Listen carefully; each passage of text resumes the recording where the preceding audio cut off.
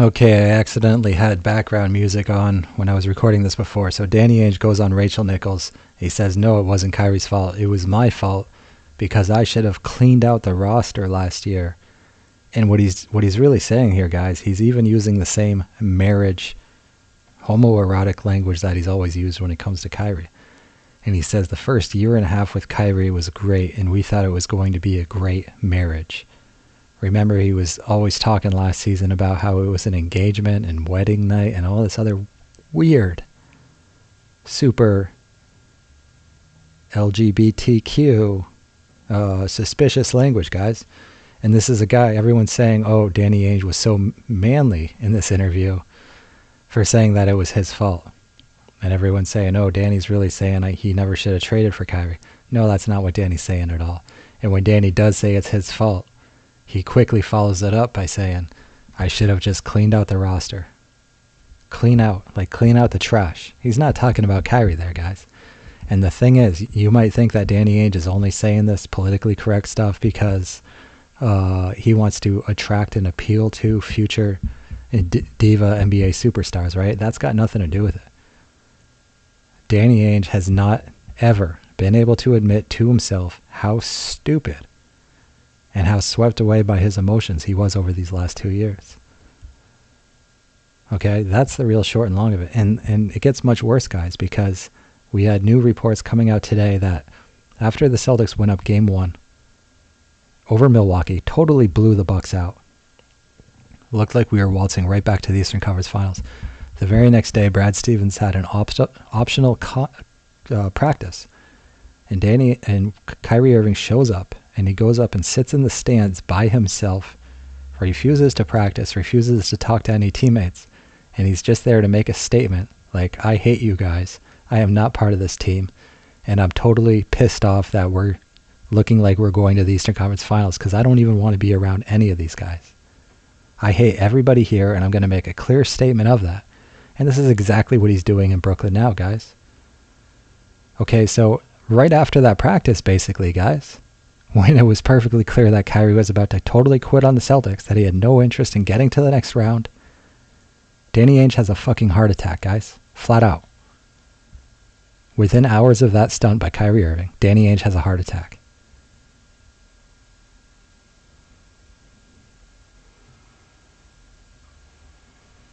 So it's kind of like how a lady by the last name of Ball, it's kind of like how she had a stroke and she would probably never admit the real reason why she had the stroke and the stress that triggered it. Okay? Women as young as she don't have strokes unless there's a huge amount of stress involved. Okay? Domestic situation, huge stress, stroke, flat out. She hasn't admitted it. It's just, this is the same thing with Danny Ainge, guys. And it was that lingering feeling that, oh my God, Kyrie is about to sabotage this entire playoff run when we have all the talent in the world and we just blew out Giannis and the Bucks and we're going right back to the Eastern Conference Finals. And then we might even go to the finals. And Danny Ainge is realizing, just like the year before when Kyrie Irving abandoned the team when they went up 2-0, as soon as they went up 2-0 and looked like they were waltzing to the NBA Finals, over LeBron James, Kyrie deserted the team. He didn't get on the plane to go to Game 3 or Game 4 in Cleveland. He wasn't there when they came back for Game 5. He wasn't there in Cleveland again for Game 6. And then everyone finally notices, but they only noticed Game 7. Like, they can't even fathom the idea that this guy might have missed more than one game in the Eastern Conference Finals. And they can't even fathom that it was their responsibility to not only,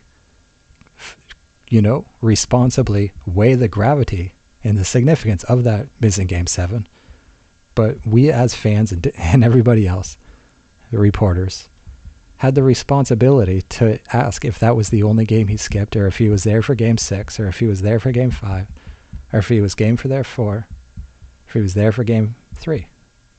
He wasn't there for any of those games. And so you have Danny Ainge, who put up with Kyrie Irving's bullshit the entire next season. And we're up 1-0, blowing out the Bucks.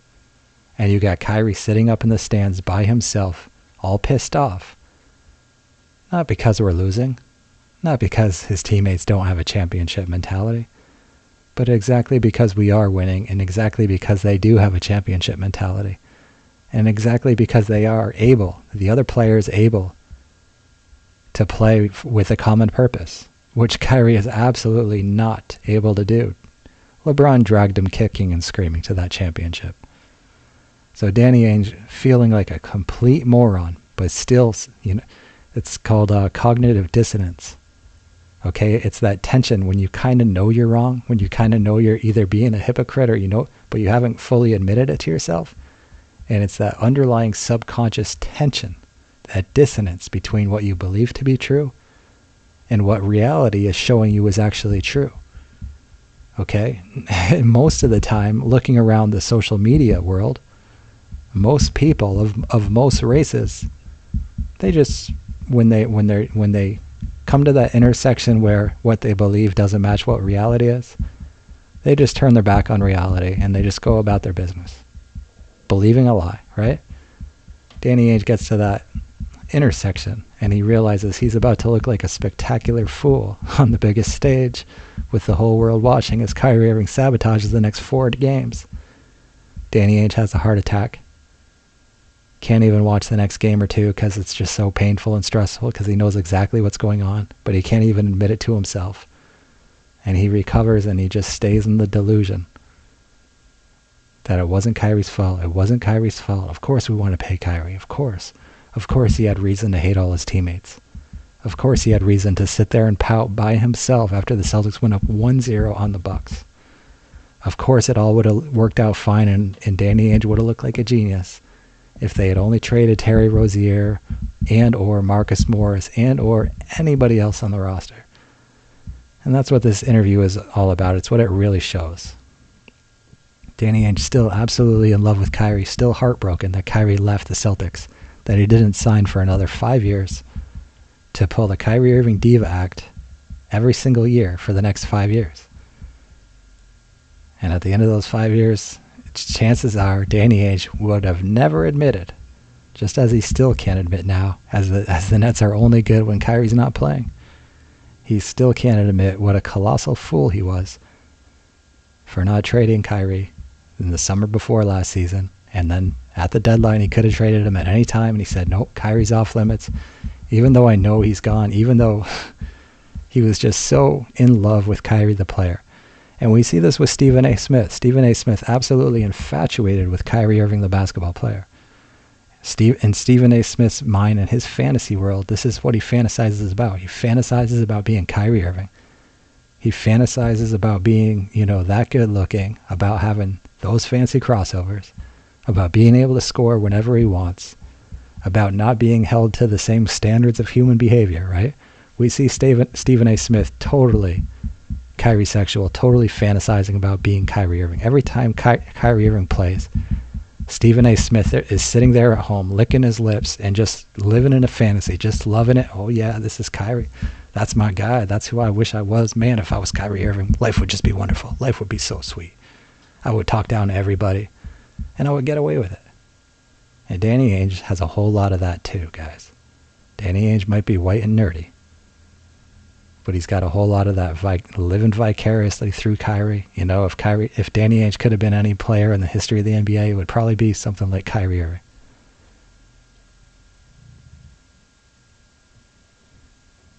And remember, Danny Ainge admitted, as they talk about in this interview, he admitted that he would be happy anytime Larry Bird or Kevin McHale would miss a game because it meant more shots for him. And that's the exact same mentality Kyrie personifies the most.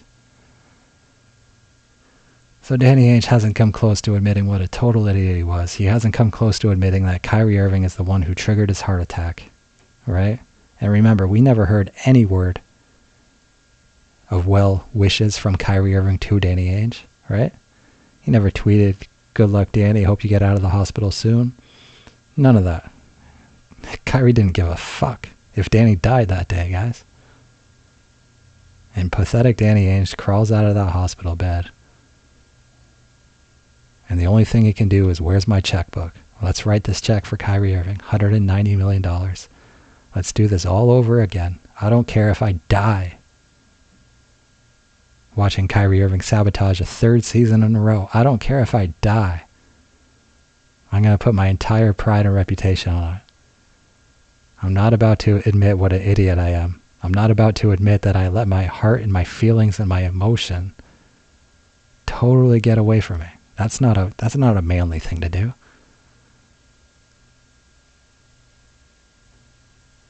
There's nothing manly about this whole Kyrie sexualism. And we see it even in the comments to this video. You see guys still defending Kyrie, saying that Jason Tatum had way too big of an ego last year and Brad Stevens couldn't coach, and Jaylen Brown was unhappy. Everybody but Kyrie. It's the same little cult of people who fantasize about being Kyrie Irving every day with the gimmicky street ball moves and the social weirdness. That's part of it, because all these people are probably a little bit socially weird themselves. Or they're these white and nerdy guys like Danny who think, wow, it would be so great to... Kyrie's like Shaft. It would be so great to be like a walking Shaft with the crossovers. Wow. I wish I was a pimp. I want to dress like a pimp for Halloween. Just because I can. Just because that's what I want to be every day of my life. Wow. Can you imagine being a pimp and having all these beautiful black ladies and they just do whatever you say and they suck your... Anyway, guys, that's the deal here. Kyrie Irving, more evidence emerges that it was Kyrie who clearly triggered Danny Ainge's heart attack. And we have Danny Ainge like a battered wife. Like a Mrs. Ball. Who wishes he could just... Who wishes that who wishes that Kyrie would just come back home. And I do strongly believe that if Danny Ainge right now could trade Jaylen Brown or Jason Tatum for Kyrie Irving, he would do it in a second.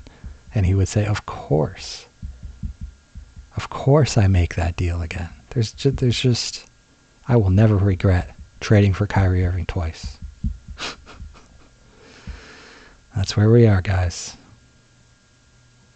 A once logical man, completely swept away with his midlife crisis emotions and his fantasies about eternal youth, and wishing he was an even better player than he was, and wishing he was still at that peak. Because in Danny Ainge's mind, if he was just Kyrie Irving, then he could have outplayed Larry Bird and Kevin McHale, and it would have been his team if he had just had Kyrie Irving's handles, right? He could have been point guard, and he could have kept it away from Larry Bird and Kevin McHale, and those guys would have had to been role players, and those guys would have had to suck it up. So just think about it. Danny Ainge, Kyrie gives him a heart attack, and his first move after getting back on his feet out of the hospital bed is to say, of course I want to pay this guy as much money as they will allow me to pay him for the next 5 years, to give me a heart attack for the next 5 years. Holy crap. So guys, are we in good hands? No, we're not. Because Danny Ainge would do this all over again. He would probably trade a really good player for DeMar DeRozan, who's having a big falling out with the Spurs right now. Okay, DeMar DeRozan, come to Boston, take all the shots, don't play any defense. All the moodiness, right? All the mental illness and the depression. But Danny Ainge probably doesn't quite want to be DeMar DeRozan as much as he wants to be Kyrie, right? Kyrie, a better looking guy than DeMar DeRozan. So it's going to be some real charmer that turns Danny Ainge into a little girl once again, where everyone else has to take a back seat, everyone else has to suck it up, and everyone else has to just pretend that they're no good without this douchebag tool, whoever it happens to be, who Danny Ainge is absolutely in love with. Oh boy. Let me know what this is like Brokeback Mountain, guys. I've made that analogy before with Danny Ainge talking about Kyrie. It's Brokeback Mountain, guys. It's a tragedy. See you guys soon. Peace.